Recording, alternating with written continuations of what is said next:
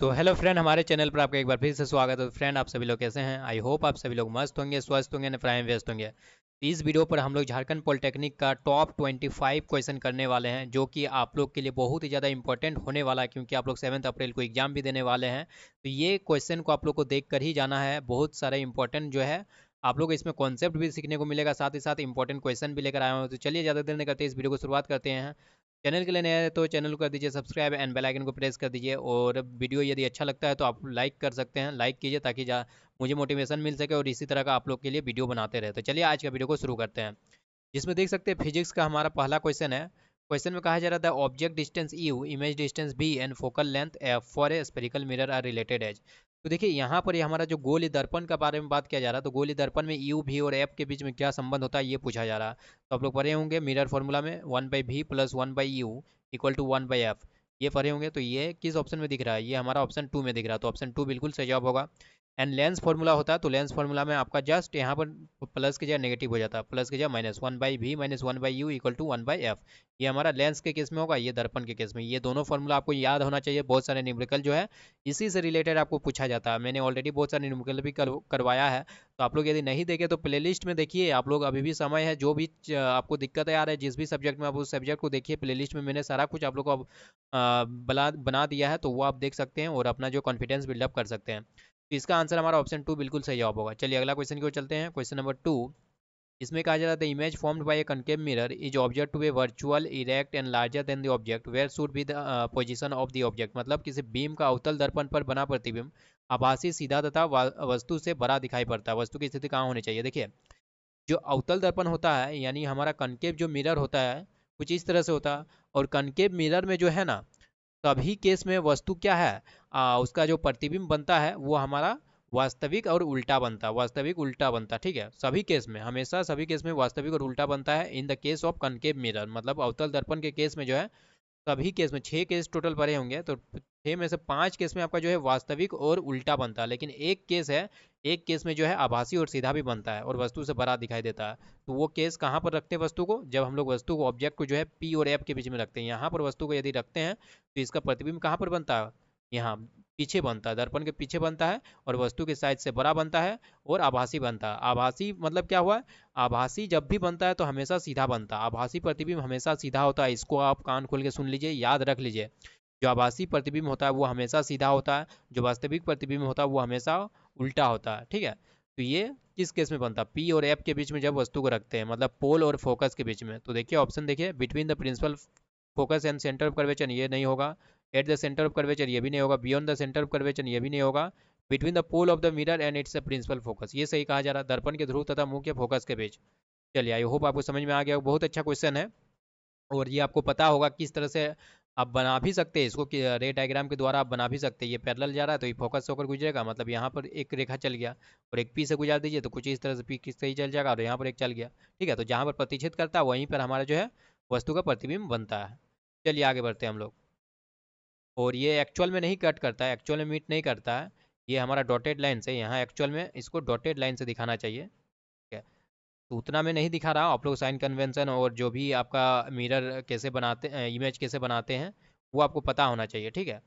Sign convention इसलिए मैंने बोला क्योंकि बहुत सारे न्यूमेरिकल जो है आपको साइन कन्वेंशन से देखने को मिलेगा कि यू को हमेशा नेगेटिव क्यों लेते हैं, क्योंकि हमेशा इस डायरेक्शन में यू को रखते हैं ना, वस्तु को इसी डायरेक्शन में रखते हैं, तो यहाँ पर यू हमारा नेगेटिव हो जाएगा। तो इस तरह साइन कन्वेंशन भी पता होना चाहिए, फॉर्मूला भी पता होना चाहिए और किस तरह से हम लोग इमेज को ड्रॉ करते हैं वो भी पता होना चाहिए। तो चलिए आगे बढ़ते हैं हम लोग नेक्स्ट क्वेश्चन की ओर। क्वेश्चन नंबर 3, इसमें कहा जा रहा है the change in focal length of an eye lens is caused by the action of the. मतलब अभिनेत्र लेंस की फोकस दूरी में परिवर्तन किसके द्वारा किया जाता है? तो वो पक्षमावी पेशियां, मतलब कि सिलियरी मसल्स। तो ऑप्शन 3 जो इसका बिल्कुल सही जवाब होगा। ये सारा आपको याद होना चाहिए। ये तो बहुत इंपॉर्टेंट क्वेश्चन है। At the time of short circuit the current in the circuit, मतलब लघु पतन के समय जो है विद्युत धारा का मान क्या होता है? बहुत ज़्यादा हैविली बढ़ जाता है, इंक्रीज हैविली, मतलब ऑप्शन 3 बहुत अधिक बढ़ जाता है। जब भी शॉर्ट सर्किट होता है तो जो सर्किट में है उसमें करंट जो है बहुत तेजी से बढ़ने लगता है, तो बहुत अधिक बढ़ जाता है। ऑप्शन 3 जो है बिल्कुल सही जवाब होगा। अगला क्वेश्चन की ओर चलते हैं। Question number 3, three resistance 4 ohm, 5 ohm and 20 ohm are connected in parallel, their equivalent resistance is. तो आपको पता होगा 1/r इक्विवेलेंट का वैल्यू क्या होता है? पैरेलल में है ना, पैरेलल में तो 1/r इक्विवेलेंट को लिख सकते हो 1/r1 plus 1/r2 plus 1/r3। ये आपको पता होना चाहिए। 1/r1 मतलब ये r1 हो गया, ये r2, ये r3। तो 1/4 प्लस 1/5 प्लस 1/20, इसको एलसीएम लीजिए। एलसीएम लेंगे तो इसका एलसीएम 20 आएगा। तो यहाँ पर हमारा हो गया 5, यहाँ पर 4 एंड यहाँ पर 1। तो ये क्या हो गया बताइए, 10/20। 10/20 हो गया ना। तो ये हमारा 1/r इक्विवेलेंट का वैल्यू हुआ। ये 1 0 से 1 0 कैंसिल हो गया तो 1/2 आया। तो 1/r इक्विवेलेंट का वैल्यू 1/2 आया। ये 1/r इक्विवेलेंट, तो ये पलटना मत भूलिएगा। ये 1/r इक्विवेलेंट का वैल्यू आया। बहुत कोई 1/r इक्विवेलेंट का ही वैल्यू टिक लगा देता, तो ऐसा नहीं है। आर इक्विवेलेंट पूछा जा रहा है तो आर इक्विवेलेंट आपको निकालना है। तो यहाँ बस रेसिप्रोकल ले लीजिए, तो आर इक्विवेलेंट हमारा क्या हो जाएगा, 2 ओम हो जाएगा। 2 ओम किस में, ऑप्शन 1 में, तो ऑप्शन 1 बिल्कुल सही जवाब होगा। तो इस तरह से आपको पता होना चाहिए सीरीज में किस तरह से हम लोग ऐड करते हैं, और पैरेलल में रहेगा तो किस तरह से ऐड करते हैं। पैरेलल का फॉर्मूला इस तरह से, तो 1/r1 plus 1/r2 plus 1/r3, जितना भी रेजिस्टेंस रहेगा। यहाँ 3 रेजिस्टेंस है तो इसलिए मैंने 1/r3 तक गया।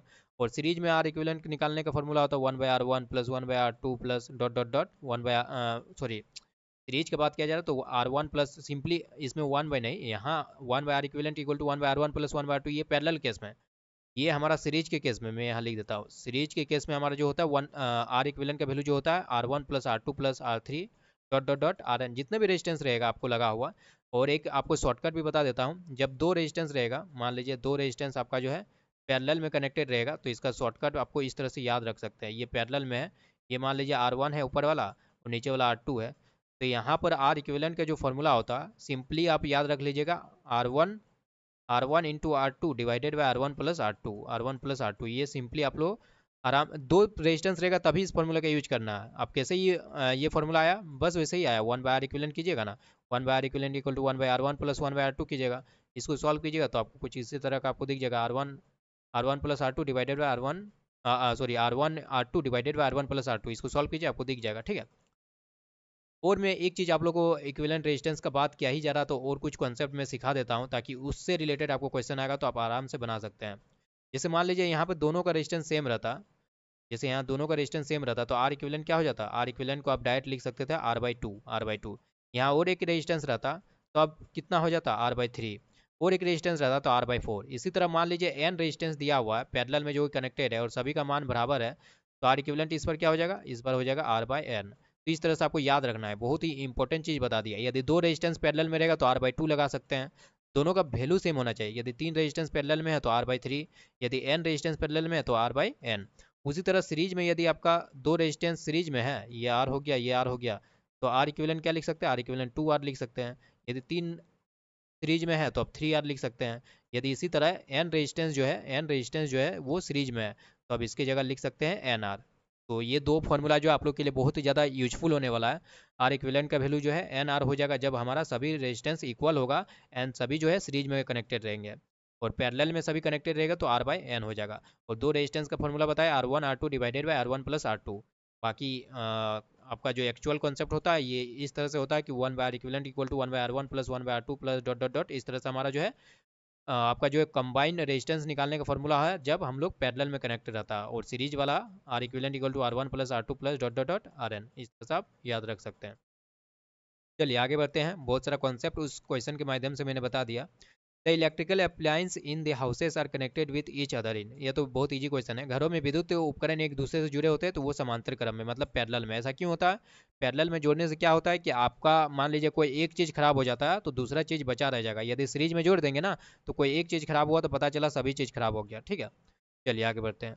अगला क्वेश्चन है question number 7, electrical power is given bye, मतलब विद्युत ऊर्जा को व्यक्त किया जाता है। तो इलेक्ट्रिकल पावर को निकालने का मैं आपको, यहाँ विद्युत पावर नहीं, विद्युत ऊर्जा नहीं होना चाहिए, यहाँ विद्युत शक्ति होना चाहिए, हिंदी में गलत लिखा है।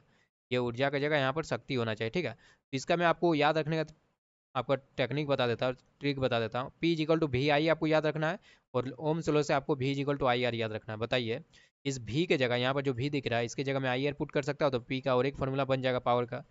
इस V के जगह आई आर पुट कीजिए तो हो जाएगा I² R। अब क्या कीजिए, यहाँ पे जो आई दिख रहा है ना, इस आई की जगह यहाँ से पुट कर दीजिए, आई इक्वल टू क्या हो जाएगा, V/R हो जाएगा ना। तो इस आई की जगह आप V/R पुट कर दीजिए तो और एक फार्मूला बन जाएगा, मतलब ये बन जाएगा V²/R। तो ये 3 फार्मूला आपको पावर के याद होना चाहिए। यदि इसमें टाइम से मल्टीप्लाई कर देंगे ना तो हमारा एनर्जी का फार्मूला बन जाएगा, मतलब हीट का फार्मूला बन जाएगा, ठीक है। तो हीट का भी फार्मूला याद हो गया, पावर का भी फार्मूला याद हो गया, और ओम्स लॉ से हम लोग V=I जानते ही है। तो बोला जा रहा है electric power is given bye, कौन सा इलेक्ट्रिकल पावर का फॉर्मूला है, ये तो नहीं है। P = V/I नहीं होता, ये भी नहीं होगा, I² भी नहीं होता, P=VI, ये बिल्कुल सही कहा जा रहा है, तो ऑप्शन 4 बिल्कुल सही जवाब होगा। चलिए आगे बढ़ते हैं क्वेश्चन नंबर 8 की ओर। इसमें कहा जा रहा है SI unit of magnetic field, मतलब चुंबकीय क्षेत्र की एसआई यूनिट क्या होता है, तो इसका आंसर होगा टेस्ला, ऑप्शन 3 बिल्कुल सही जवाब होगा।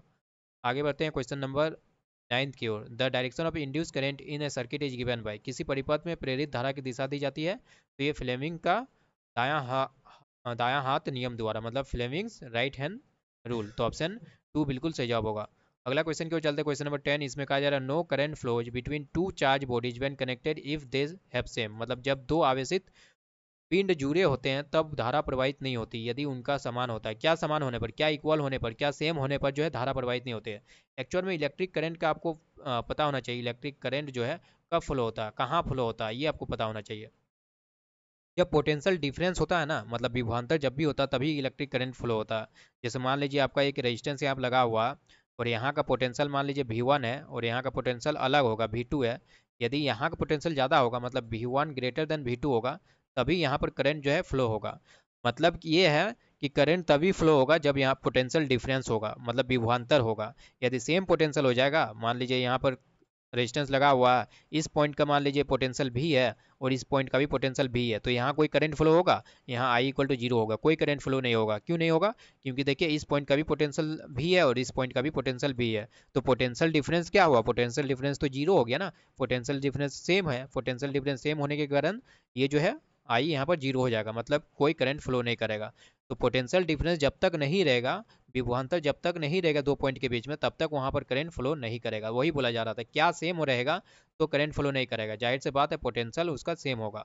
तो पोटेंशियल किस में, ऑप्शन 2 में, मतलब विभव, विभव यदि सेम हो गया दो पॉइंट का, तो उनके बीच जो है कोई करंट फ्लो नहीं करेगा, कोई विद्युत धारा फ्लो नहीं करेगा, कोई विद्युत धारा नहीं बहेगा, ठीक है। चलिए आगे बढ़ते हैं क्वेश्चन नंबर 11 की ओर। The magnetic effect of electric current was discovered by, मतलब विद्युत धारा का चुंबक के प्रभाव की खोज किसने किया था, तो इसका आंसर होगा ऑर्स्टेड ने। ऑर्स्टेड ने ही सबसे पहले बताया था कि कोई भी धारावाही जब भी आपका कंडक्टर में कोई करंट पास होता है तो उसके चारों ओर क्या है, आपका मैग्नेटिक फील्ड भी जनरेट होता है, तो ये सबसे पहले ऑर्स्टेड के द्वारा ही दिया गया था, तो ऑप्शन डी बिल्कुल सही जवाब होगा। अगला question, question number 12। The phenomenon of electromagnetic induction is, मतलब विद्युत चुंबक के प्रेरण की परिघटना है, तो इसका आंसर हो जाएगा option 3, the process of producing induce current in a coil due to relative motion between a magnet and coil. तो रिलेटिव मोशन होना बहुत आवश्यक है, यदि रिलेटिव मोशन नहीं होगा तो फिर इंड्यूस करंट भी जीरो हो जाएगा, ठीक है। तो रिलेटिव मोशन होगा तभी हमारा करंट जो है प्रोड्यूस होगा। और किसके बीच में रिलेटिव मोशन होना चाहिए, मैग्नेट और कॉइल के बीच में, तो ऑप्शन 3 बिल्कुल सही जवाब होगा। चलिए आगे बढ़ते हैं question number 13। The human I forms the image of an object at its, मतलब मानव नेत्र जिस भाग पर किसी वस्तु प्रतिबिंब बनाता है वो क्या हो, इसी को तो दृष्टि पटल कहते हैं ना, और इसी को रेटिना भी बोला जाता है, इंग्लिश में रेटिना बोलते हैं, हिंदी में दृष्टि पटल, तो ये आपको याद होना चाहिए, ऑप्शन 4 बिल्कुल सही जवाब होगा। अब आइए केमिस्ट्री की ओर। मैंने 13 क्वेश्चन करवा दिया फिजिक्स का, अब केमिस्ट्री का मैं करवाता हूँ। केमिस्ट्री में देखिए क्या कहा जा रहा, what happens when dilute hydrochloric acid is added to an iron filings. ये मैंने इसका आज ही मैंने बहुत अच्छा खासा आप लोग करवाया था, सक्रियता श्रेणी को याद रखने का ट्रिक भी बताया था, उस वीडियो को भी आप देख सकते हैं, प्लेलिस्ट में चेक कीजिए। लोह चूर्ण पर तनु हाइड्रोक्लोरिक अम्ल डालने से क्या होता है, तो लोह चूर्ण मतलब Fe हो गया, आयरन हो गया, और इसमें क्या तनु हाइड्रोक्लोरिक अम्ल में डालना है, HCl में डालना है, ठीक है। तो क्या होगा, मैंने आपको सक्रियता श्रेणी याद रखने ट्रिक बताया, जिसमें मैंने बताया कि आयरन जो है, जो हमारा आयरन है, यह हाइड्रोजन से ज़्यादा अभिक्रियाशील है, ज़्यादा अभिक्रियाशील है, जिसके कारण से ये क्या है, इसको इसके विलयन से विस्थापित कर देगा। तो आप यदि वो वीडियो नहीं देखे तो देखिए, तो विस्थापित कर देगा मतलब क्या हो जाएगा, यहाँ पर FeCl2 बन जाएगा, FeCl2 बन जाएगा, प्लस हाइड्रोजन जो निकल जाएगा बाहर, H2 हो जाएगा। मतलब आयरन जो है हाइड्रोजन से ज़्यादा शक्तिशाली है, तो उसके घर से उसको बाहर निकाल सकता है। तो इस तरह से मैंने ट्रिक आपको बताया था, कृष्णा को मांगो वाले जाने पैसा भी है क्योंकि एच आ जाएगी। तो क्या हो गया, लो चूर्ण पर तनु हाइड्रोक्लोरिक अम्ल डालने से क्या होता है आपका, ये हाइड्रोजन गैस निकलेगा और FeCl2 बनेगा। हाइड्रोजन गैस एवं आयरन क्लोराइड बनता है, मतलब ऑप्शन 1 बिल्कुल सही जवाब होगा, hydrogen gas and iron chloride are produce, ठीक है, तो ऑप्शन 1 बिल्कुल राइट आंसर होगा। अगले क्वेश्चन की ओर चलते, question number 15। In the equation copper oxide plus H2 मिलकर क्या बनता है, copper plus H2O the substance reduce is, मतलब कौन सा पदार्थ जो है अपचयित हो रहा है। तो आपको एक चीज़ का पता होना चाहिए, कौन उपचयन हो, किसका उपचयन होता है, किसका अपचयन होता है, ये पता होना चाहिए। तो देखिए ऑक्सीजन जो है ना, ऑक्सीजन के बेसिस पर हम लोग देखते हैं और हाइड्रोजन के बेसिस पर। तो ऑक्सीजन जिस भी पदार्थ के साथ जुड़ जाता है ना, ऑक्सीजन जिस भी पदार्थ के साथ ऐड हो जाता है, जुड़ जाता है, तो उसको हम लोग बोलते हैं कि उसका ऑक्सीडेशन हुआ, मतलब उसका उपचयन हुआ। उपचयन बोलिए या ऑक्सीडेशन बोलिए, ठीक है, ऑक्सीडेशन। तो जिस भी पदार्थ के साथ ऑक्सीजन ऐड हो जाता है, जुड़ जाता है, उसको बोलते हैं कि उसका उपचयन हुआ, वो ऑक्सीडेशन हुआ। और जिस भी पदार्थ, इसका जस्ट उल्टा, ऑक्सीडेशन यदि हट जाएगा ऑक्सीजन, हटेगा, तो फिर उसको बोलते हैं हम लोग उसका अपचयन हुआ है यानी उसका रिडक्शन हुआ है। ठीक है, इतना आपको याद रखना है। ऑक्सीजन जिस भी तत्व का साथ जुड़ जाता है उसको हम लोग बोलते हैं उपचयन हुआ है यानी ऑक्सीडेशन हुआ है उसका। और यदि ऑक्सीजन किसी पदार्थ से हटेगा तो उसको बोलते हैं कि उसका रिडक्शन हुआ है, मतलब कि अपचयन हुआ है। तो यहाँ पर यही पूछा जा रहा है, देखिए पूछा जा रहा है कि कौन सा पदार्थ जो है अपचयित हो रहा है, मतलब किससे ऑक्सीजन हट रहा है। देखिए पहले ऑक्सीजन किसके पास था, कॉपर ऑक्साइड के पास था ना। अब देखिए अब ऑक्सीजन किसके साथ आ गया, हाइड्रोजन के साथ आ गया, H2 आ गया ना, हाइड्रोजन के साथ आ गया। तो जाहिर सी बात है यहाँ पर जो जिसका रिड्यूस हो रहा है, किसका रिड्यूस हो रहा है, कॉपर ऑक्साइड का रिड्यूस हो रहा है ना। पहले कॉपर ऑक्साइड ऑक्सीजन के साथ था, अब इससे हट गया ऑक्सीजन। तो यहाँ बोला जा रहा है सब्सटेंस रिड्यूस एज, मतलब कौन पदार्थ जो है अपचयित हो रहा। तो हमारा कॉपर ऑक्साइड जो है अपचयित हो रहा। बाकी इसको आप चार्ज से भी बना सकते हैं, जैसे यहाँ पर आपको देखने को मिलेगा, जैसे यहाँ कॉपर कितना है, कॉपर +2 में है, और यहाँ कॉपर कितना है, 0 में है। तो यहाँ पर देखिए यहाँ क्या हो, रिडक्शन हो रहा है, इसका रिडक्शन हो रहा है, कॉपर का रिडक्शन हो रहा है। ठीक है, कॉपर का रिडक्शन हो रहा, तो इसका आंसर हो जाएगा हमारा ऑप्शन 1, कॉपर ऑक्साइड का जो है आपका रिडक्शन हो रहा। तो आपको देखिए बहुत सारे स्टूडेंट ये कंफ्यूज हो सकते हैं कि कॉपर लिखना है, कॉपर लिखना है आंसर में, कि कॉपर ऑक्साइड लिखना है। तो रिडक्शन किसका हो रहा, कॉपर ऑक्साइड का हो रहा ना। यदि कॉपर का देखेंगे तो यहाँ कॉपर क्या 0 चार्ज पर है, और यहाँ कॉपर ऑक्साइड हमारा +2 में है। तो इधर से यदि देखेंगे तब तो ये हमारा क्या है, ऑक्सीडाइज हो रहा है। आपको दोनों तरफ से देखना आना चाहिए, कॉपर ऑक्साइड रिड्यूस होकर कॉपर बन रहा, लेकिन कॉपर इधर से ऑक्सीडाइज होकर कॉपर ऑक्साइड बना रहा। तो इस तरह से आप कॉपर ऑक्साइड को टिक लगाएंगे। कौन सा पदार्थ अपचयित हो रहा है ये पूछा जा रहा, तो हमारा जो कॉपर ऑक्साइड है वो अपचयित हो रहा। ठीक है, कंफ्यूज नहीं होना है। इस तरह से आप एनसीईआरटी में भी क्वेश्चन एक किए होंगे, तो उस क्वेश्चन को आप लोग किए होंगे तो आप कंफ्यूज नहीं होंगे। चलिए आगे बढ़ते, question number 16, select the organic acid from the flowing, निम्नलिखित में से कार्बनिक अम्ल चुने। कार्बनिक अम्ल मतलब कि उसमें कार्बन होना चाहिए। ठीक है, कार्बनिक अम्ल मतलब उसमें कार्बन होना चाहिए। तो देखिए हाइड्रोक्लोरिक एसिड, हाइड्रोक्लोरिक में तो कार्बन है ही नहीं, HCl होता है इसका फॉर्मूला। नाइट्रिक एसिड HNO3, इसमें भी कार्बन नहीं है। सल्फ्रिक एसिड H2SO4, इसमें भी कार्बन नहीं है। लेकिन सिट्रिक एसिड में कार्बन होता है, इसका फॉर्मूला होता है C6H8O7। इसका आंसर हो जाएगा सिट्रिक एसिड, मतलब ऑप्शन 4। चलिए अगले क्वेश्चन की ओर चलते, क्वेश्चन नंबर 17। इसमें क्या कहा जा रहा, a solution turns red litmus blue, its pH is likely to be, मतलब कोई विलियन लाल लिटमस को नीला कर देता है, इसका पीएच संभवतः होगा। देखिए मैंने एक ट्रिक आप लोग को बताया हुआ था, यदि आप रेगुलर स्टूडेंट हैं तो आपको पता होगा कि मैंने एक ट्रिक बताया था, अनिल। अनिल मतलब क्या होगा, अ से आपका हो गया अम्ल, नी से हो गया नीला, एंड ल से हो गया लाल। मतलब जो अम्ल होता है वो नीला को लाल कर देता है, जो अम्ल होता है वो नीला को लाल कर देता है। तो क्षार क्या होगा, जस्ट इसके उल्टा हो जाएगा, क्षार क्या करेगा, लाल को नीला में चेंज कर देगा। तो यहाँ बोला जा रहा है कोई विलेन लाल को नीला में कर दे रहा, लाल को नीला में कर दे रहा, मतलब वो क्षार होगा। और क्षार का पीएच वैल्यू क्या होता है, क्षार का पीएच वैल्यू >7 होता है। तो ये हमारा क्षार हो जाएगा। तो क्षार का पीएच वैल्यू >7, तो यहाँ पर देख सकते हैं पीएच संभवतः क्या होगा, हमारा 10 हो जाएगा। यही तो हमारा क्षार है ना, बाकी ये तीनों क्या एसिड हो जाएगा। आपको ये भी पता होना चाहिए, पीएच <7 होगा तो इसको बोला जाता है एसिड। यदि पीएच = 7 हो जाएगा तो इसको बोला जाता है सॉल्ट यानी लवण हो जाएगा। एंड पीएच >7 हो जाएगा तो इसको क्षार बोला जाता है, मतलब कि बेस। ठीक है, ये चीज़ पता होना चाहिए। चलिए आगे बढ़ते हैं हम लोग नेक्स्ट क्वेश्चन की ओर। क्वेश्चन नंबर 18, इसमें कहा जाए टूथ इनेमल कंटेंट्स, मतलब दांतों के इनेमल बना होता है, बहुत ही ज़्यादा कठोर पदार्थ है, हमारे शरीर का सबसे कठोर पदार्थ है दांत का इनेमल। किससे बना होता है, ये कैल्शियम फॉस्फेट से बना होता है, मतलब ऑप्शन 4 जो है बिल्कुल सही जवाब होगा। आगे बढ़ते हैं क्वेश्चन नंबर 19, इसमें कहा जा रहा है which one of the following compounds is not an ionic compound. Ionic compound के बारे में मैं आपको बता देना चाहता हूँ। आयनिक कंपाउंड में एक तत्व आपका मेटल रहेगा, एक तत्व मेटल रहेगा और दूसरा क्या रहेगा, इसके साथ नॉन मेटल रहेगा, नॉन मेटल। तो इस चीज़ का आपको ध्यान रखना है, एक मेटल रहेगा एक नॉन मेटल रहेगा। जैसे सोडियम क्लोराइड, सोडियम क्लोराइड हमारा आयनिक यौगिक है, क्योंकि NaCl होता है इसका फॉर्मूला। देखिए सोडियम हमारा मेटल हो गया, क्लोरीन हमारा नॉन मेटल हो गया, तो ये हमारा आयनिक कंपाउंड है। कैल्शियम क्लोराइड CaCl2, ये भी हमारा आयनिक क्लोराइड आयनिक यौगिक होगा, क्योंकि देखिए कैल्शियम हमारा मेटल और क्लोरीन क्या non metal.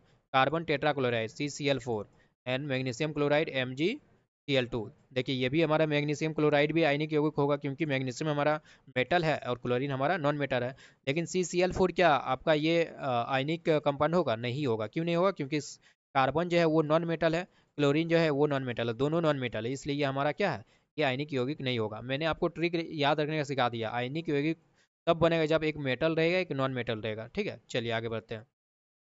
Question number 20, butanone is a 4 carbon compound with functional group. देखिए ब्यूटेनॉन में लास्ट में क्या ऑन आ रहा है ना, ऑन आ रहा मतलब इसमें कीटोन छिपा हुआ है, कीटोन छिपा हुआ है, कीटोन ग्रुप है। इसका आंसर क्या होगा? ऑप्शन 3, ऑप्शन 3 बिल्कुल सही जवाब होगा। आगे बढ़ते हैं क्वेश्चन नंबर 21, इसमें कहा जा रहा है ethane with the molecular formula C2H6 has. तो देखिए इथेन का फार्मूला C2H6 होता है, तो इसका स्ट्रक्चर ड्रॉ कर लीजिए, 2 कार्बन एंड हमारा 6 हाइड्रोजन है। तो यहाँ पर आपको पूछा जा रहा है कितने सहसंयोजक आबंध यानी कोवेलेंट बॉन्ड है, तो आप गिनती कर लीजिए, 1 2 3 4 5 6 7, 7 किस में है? ऑप्शन 2 में। तो ऑप्शन 2 बिल्कुल सही जवाब होगा। तो इस तरह से भी क्वेश्चन आपको देखने को मिल सकता है। चलिए अगला क्वेश्चन है, choose the मेटोलाइट from the flowing elements. तो देखिए मेटोलाइट का मैंने कितना अच्छा ट्रिक भी आप लोग को बताया था, सुबह वाला वीडियो आप लोग यदि नहीं देखे तो मुझ रिक्वेस्ट है कि आप लोग देख लीजिए। मैंने मेटोलाइट का ट्रिक बताया था, तेरे गीत सबसे वासी और आसान, ये ट्रिक बताया था। तो देखिए मेटोलाइट चुनना यानी उपधातु, तो ये मैंने ट्रिक बताया, तो इसमें देखिए बोरॉन हमारा है, बाकी तीनों नहीं है। बोरॉन है ना, उपधातु में है ना मेटोलाइट में। सोडियम क्लोरीन एल्यूमिनियम यहाँ कहीं नाम लिखा नहीं लिखा, तो बोरॉन हमारा करेक्ट आंसर हो जाएगा, ऑप्शन 1। चलिए आगे बढ़ते हैं question number 23, sodium magnesium aluminium and sulphur belong to third period of the periodic table out of this acidic oxide. ये भी मैंने बताया था उस वीडियो पर, एसिडिक ऑक्साइड कौन बनाता? यदि मेटल का ऑक्साइड है, मेटल का ऑक्साइड है तो वो बनाएगा क्या? मेटल का ऑक्साइड प्रकृति में क्या होता है? बेसिक होता है, ठीक है, ये याद होना चाहिए। और नॉन मेटल का ऑक्साइड जो है, नॉन मेटल का ऑक्साइड वो प्रकृति में एसिडिक होता है। मतलब क्या है, यहाँ पर जो ऑक्साइड बनाएगा वो नॉन मेटेलिक होना चाहिए, तभी तो एसिडिक ऑक्साइड बोला जा रहा है ना। तो नॉन मेटल कौन है इसमें से? देखिए सोडियम, ये तो मेटल है, मैग्नीशियम मेटल है, एल्यूमिनियम मेटल है, सल्फर जो है नॉन मेटल है, तो इसका आंसर हो जाएगा ऑप्शन 4। और सल्फर का ऑक्साइड जो होगा वो एसिडिक होगा, जैसे SO2 हो गया, SO3 हो गया, तो ये एसिडिक हो गया नेचर में, ठीक है। चलिए आगे बढ़ते हैं question number 24, which of the flowing compounds is use to repair fractured bones. मतलब निम्न यौगिकों में किसका उपयोग टूटी हुई हड्डियों के मरम्मत में होता है? तो ये आपको पता है, जो प्लास्टर ऑफ पेरिस होता है उसका यूज हम लोग करते हैं। प्लास्टर ऑफ पेरिस का फॉर्मूला क्या? CaSO4.12H2O डॉट होगा, ठीक है, CaSO4.12H2O, तो ऑप्शन 3 बिल्कुल सही जवाब होगा। और इसी से मिलता जुलता फॉर्मूला होता है जिप्सम का, CaSO4.2H2O, वो भी आपको पता होना चाहिए। चलिए आगे बढ़ते हैं क्वेश्चन नंबर 25, लास्ट क्वेश्चन है, how many groups are there in modern periodic table. आधुनिक आवर्त सारणी में कितने समूह हैं? तो 18 समूह है, मतलब 18 ग्रुप्स है और 7 हमारा पीरियड है, ठीक है। आवर्त 7 है और ग्रुप हमारा यानी समूह हमारा 18 है। तो उम्मीद करता हूँ वीडियो पसंद आया होगा, पसंद आए तो एक लाइक जरूर कीजिए और अपने दोस्तों के साथ ज़्यादा से ज़्यादा शेयर कीजिए। एंड आप लोग का पॉलिटेक्निक एग्जाम के लिए all the best. I hope यदि आप लोग मेरे चैनल पर अच्छी तरीके से पढ़ाई किए हैं तो आप फोड़ के रख देंगे जो आपका झारखंड पॉलिटेक्निक का एग्जाम होने वाला है। तो बेस्ट ऑफ लक सभी को। चलिए आज के लिए इतना है, तब तक के लिए take care and bye bye.